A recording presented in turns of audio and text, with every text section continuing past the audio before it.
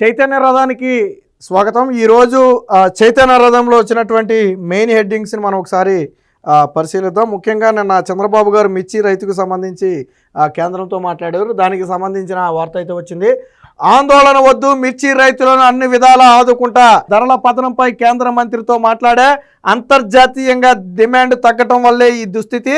పోలవరం పురోగతి, కేంద్ర సాయంపై జలశక్తి మంత్రితో చర్చించాం. పోలవరం జలాలను బనకచెర్లకు తీసుకువెళ్లేందుకు కేంద్రం సాయాన్ని కూడా కోరాం. సముద్రంలోకి పోతున్న వృధా నీటినే వినియోగిస్తున్నామని చెప్పారు. చిట్ట చివరనున్న ఏపీకి అలాంటి అవకాశం ఉంది. ఢిల్లీలో మీడియా సమావేశంలో చంద్రబాబు గారు అని చెప్పారు. మిర్చి రైతుని ఆదుకోవాలని కేంద్ర మంత్రిని కలిసి చెప్పాను. రైతులు ఏ విధంగా ఆదుకోవాలో కేంద్ర మంత్రి దృష్టికి తెచ్చాం. మార్కెట్ ఇంటర్వెన్షన్ స్కీమ్ కింద 25% మాత్రమే ఇస్తారు. అది ICAR గైడ్ లైన్స్ ప్రకారం ఏపీలో క్యాస్ట్ ఆఫ్ కల్టివేషన్ తీసుకోకుండా ధర నిర్ణయిస్తున్నారు. సాగు ఖర్చులకు రియలిస్టిక్గా ఉన్నటువంటి లెక్కలకు మధ్య వ్యత్యాసం ఉంది.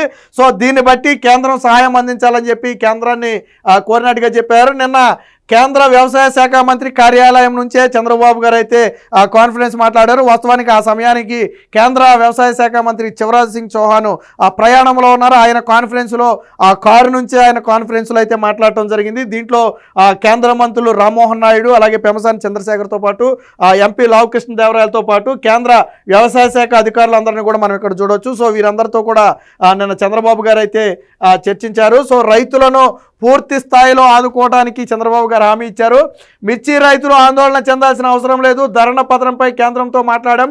పరిస్థితిని త్వరలోనే కేంద్రం సమీక్షిస్తుంది అని చెప్పి చంద్రబాబు గారు అయితే స్పష్టం చేశారు. వాస్తవానికి ఆయన నిన్న ఢిల్లీ ముఖ్యమంత్రి ప్రమాణ స్వీకారానికి అయితే వెళ్ళారు. ఆ సందర్భంగా అక్కడే ఉన్నటువంటి చంద్రబాబు గారు ఢిల్లీ పెద్దలతో కూడా మాట్లాడటం జరిగింది. ఇది నిన్న రైతులకు సంబంధించి వచ్చినటువంటి వార్త. ఇదే సమయంలో ఇక పోలవరానికి సంబంధించి కూడా కేంద్రాన్ని అయితే నిధులు అయితే అడిగారు. దానికి సంబంధించిన వార్త కూడా అయితే రావడం జరిగింది. ఇక ఢిల్లీ సీఎంగా రేఖా గుప్తా రామ్లీలాలో అట్టహాసంగా సాగిన ప్రమాణ స్వీకారం. ఈ ప్రమాణ స్వీకారానికి రాష్ట్రం నుంచి ముఖ్యమంత్రి చంద్రబాబు గారికి ఆహ్వానం వచ్చింది. సో ఆయన కూడా వెళ్ళారు. బీజేపీలో 5వ మహిళా ముఖ్యమంత్రిగా రికార్డు. మంత్రులుగా పర్వేష్ శర్మ, ఆశీష్ సూద్, మంజీందర్ సింగ్, సిర్సా, ఇందర్ సింగ్, కపిల్ మిశ్రా, పంకజ్ కుమార్ ప్రమాణ స్వీకారం.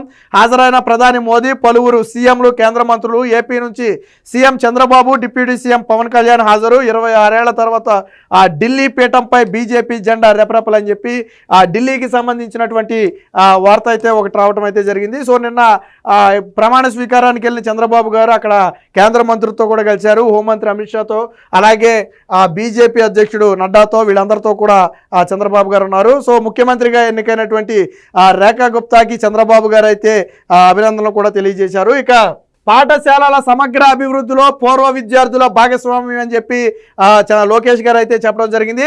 ఉపాధ్యాయులకు ప్రస్తుతం ఉన్న 45 యాప్ల స్థానంలో ఒకటే యాప్. పెద్ద పాఠశాలల్లో ఎస్టేట్ మేనేజర్ల వ్యవస్థ. పాఠశాల విద్యాశాఖకు సంబంధించి ఒక్కటే డాష్ బోర్డు.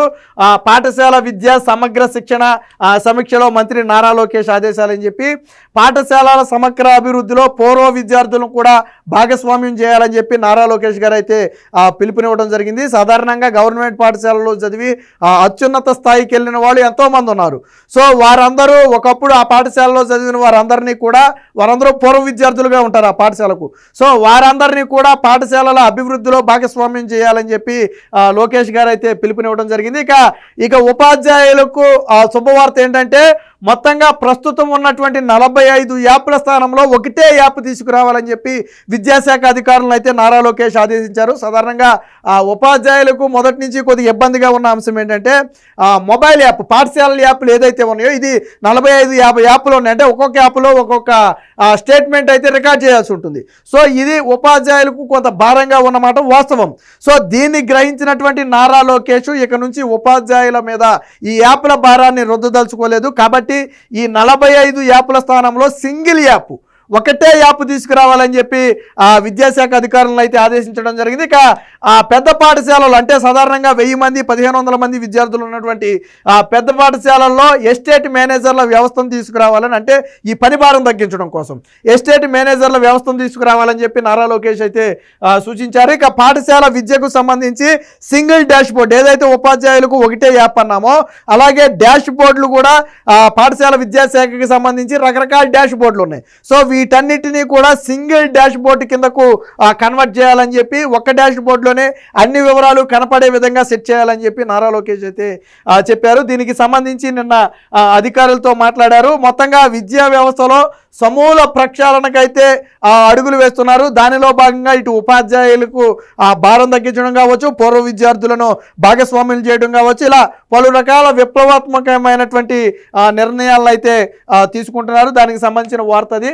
ఇక టమాటా ధరల పతనంపై తక్షణమే చర్యలు, మార్కెటింగ్ శాఖ ఆధ్వర్యంలో కొనుగోళ్లు, రైతు బజార్లో విక్రయం, అవసరం మేరకు పొరుగు రాష్ట్రాలకు ఎగుమతి. అధికారులకైతే అచ్చెన్నాయుడు ఒక పక్క మిర్చి ధర పతనమైంది, అలాగే టమాటా ధరను కూడా పతనం అవడంతో ప్రభుత్వం అయితే దిద్దుబాటు చర్యలు ప్రారంభించింది. మార్కెటింగ్ శాఖ ఆధ్వర్యంలో ఈ టమాటా కొనుగోళ్లను కనీస ధరకు కొనుగోలు చేయాలని చెప్పి మంత్రి అయితే ఆదేశించారు. ఈ కొనుగోలు చేసిన టమాటాలను రైతు బజార్లలో విక్రయించాలంటే బయట మార్కెట్తో పోలిస్తే రైతు బజార్లో మనకు తక్కువకే వస్తాయి. సో రైతు బజార్లలో విక్రయించాలని చెప్పారు. ఇక అవసరం మేరకు మన అవసరాలకు వాడుకోగా మిగిలిన టమాటాలను అయితే పొరుగు రాష్ట్రాలకు ఎగుమతికి చేయాలని చెప్పి కూడా నిన్న వ్యవసాయ శాఖ మంత్రి అచ్చెన్నాయుడు అయితే ఆదేశించారు. దానికి సంబంధించిన వార్తను అయితే చూడవచ్చు. ఇక నేడు ఆప్కో కోఆప్టెక్స్ మధ్య ఎంఓయు, రాష్ట్ర చేనేత జౌళి శాఖల మంత్రి సవిత వెల్లడి. చేనేత వస్త్రాల విక్రయాల పెంపే లక్ష్యంగా ఒప్పందం. ఆప్కో షోరూంలలో ఏపీ తమిళనాడు చేనేత వస్త్రాల విక్రయం. సో చేనేత వస్త్రాలకైతే మార్కెటింగ్ కల్పించేందుకు, బ్రాండింగ్ కల్పించేందుకు ఈ రోజైతే ఎంఓయు కుదుర్చుకుంటున్నట్టుగా ఆ శాఖ మంత్రి సవిత అయితే వెల్లడించారు. దానికి సంబంధించిన వార్త. ఖచ్చితంగా ఇది చేనేత వస్త్రాలకు మంచిదని చెప్పవచ్చు. ఎందుకంటే ఈ మార్కెటింగ్ వల్ల వారికి కూడా ధర పెరుగుతుంది, చేతి నిండా పని దొరుకుతుంది, దేశవ్యాప్తంగా కూడా మన వస్త్రాలకు మంచి డిమాండ్ కూడా వస్తుంది. సో ఈ దిశగా అయితే రాష్ట్ర ప్రభుత్వం అయితే అడుగులు వేస్తుంది. ఇక విద్యుత్ ఛార్జీల పెంపు లేదు అని చెప్పి కూటమి ప్రభుత్వం 5 ఏళ్ల తరువాత తొలిసారిగా 1 పైసా కూడా విద్యుత్ ఛార్జీలు పెంచకుండా టారిఫ్లను అయితే విడుదల చేసింది. సో ఎన్నికలకు ముందు చంద్రబాబు గారు విద్యుత్ ఛార్జీలు పెంచబోము అని స్పష్టంగా చెప్పారు. చెప్పిన హామీకి కట్టుబడి ఈరోజు 1 రూపాయి కూడా పెంచకుండానే నూతన 2025-26 సంవత్సరానికి విద్యుత్ టారిఫ్లను అయితే విడుదల చేశారు. దానికి సంబంధించిన వార్త అయితే ఇక్కడ రావడం జరిగింది. సో వైసీపీ హయాంలో అయితే మొత్తం బాదుడు ఉండేది. 5 ఏళ్లలో 11 సార్లు విద్యుత్ ఛార్జీలు బాదాడు. సో అది ఇక జగన్ చెంప చెళ్ళు, ఏడాది పాటు విద్యుత్ భారాలు ఉండవన్న ఏపీ ఈఆర్సీ. డిస్కిమ్ల రాబడి వ్యయాల మధ్య అంతరం 12,632 కోట్లు. జగన్ పాపాలను భరించడానికి సిద్ధపడిన చంద్రబాబు సర్కారు భరించాల్సిన నష్టాల నుంచి ప్రజలకు ఉపశమనం, బాబును మళ్లీ రప్పించింది అందుకేనంటూ జనంలో ఆనందం. ప్రధానంగా ప్రజల మీద భారం అనగానే మనకు డైరెక్ట్గా కనపడేది విద్యుత్ ఛార్జీలు, బస్ ఛార్జీలు. సరే బస్ ఛార్జీలు అనేవి కొంతమంది సొంత వాహనాలు ఉన్నవాళ్ళు బస్సులు వాడరు, బట్ విద్యుత్ అనేది అందరూ వాడాలి. ఉన్నోడు లేనోడు అందరూ వాడేది విద్యుత్. అలాంటి విద్యుత్కి ఛార్జీలు పెంచబోము అని చంద్రబాబు గారు చెప్పారు. చెప్పిన మాటకు కట్టుబడి 1 పైసా పెంచలేదు. అయితే ఈ 12,000 కోట్ల పాపం జగన్మోహన్ రెడ్డిది. జగన్మోహన్ రెడ్డి నాడు అడ్డగోలుగా పీపీఏ ఒప్పందాలు రద్దు చేసుకోవడం వల్ల విద్యుత్ ఛార్జీల భారం పెరిగిపోయింది. ప్రజల మీద కొంత భారం వేసినా కొంత విద్యుత్ డిస్కమ్లు నష్టంలో ఉన్నాయి. ఆ జగన్మోహన్ రెడ్డి పాపాలను ఇప్పుడు కూటమి ప్రభుత్వం భరించాల్సిన పరిస్థితి. వాస్తవానికి భారం లేకపోతే కూటమి ప్రభుత్వం ఇంకా తగ్గించేదేమో ఛార్జీలు.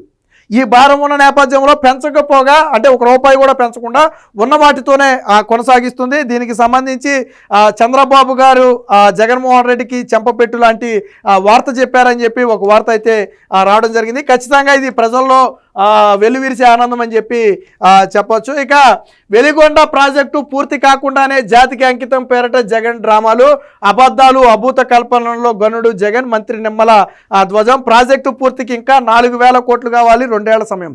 మీకు అందరికీ గుర్తుండే ఉంటుంది, ఎన్నికలకు కొద్ది రోజుల ముందు జగన్మోహన్ రెడ్డి హడావిడి చేశాడు. వెలిగొండ ప్రాజెక్టుని జాతికి అంకితం చేస్తున్నామని చెప్పి డ్రామాలు ఆడాడు. సరే నిజంగా పూర్తయిన ప్రాజెక్టుని నువ్వు ఓపెన్ చేసి జాతికి అంకితం చేస్తే ఎవరికి నష్టం లేదు.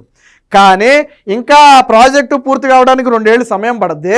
4,000 కోట్ల రూపాయలు అదనంగా ప్రాజెక్టు కావాలి అంటే సగం పూర్తి చేసి దాన్ని ప్రారంభించేసి జాతికి అంకితం అన్నాడు. అంటే ఎన్నికలు వచ్చేస్తున్నాయి కాబట్టి జగన్మోహన్ రెడ్డిని ఏం చేసావని నిలదీస్తారు కాబట్టి ప్రజలకు తెలియదు కదా ఎన్ని పనులు అయినాయో ఎంత పనులు అయినాయో ఇంకెంత పనులు అవ్వాలో ప్రజలకు తెలియదు కదా.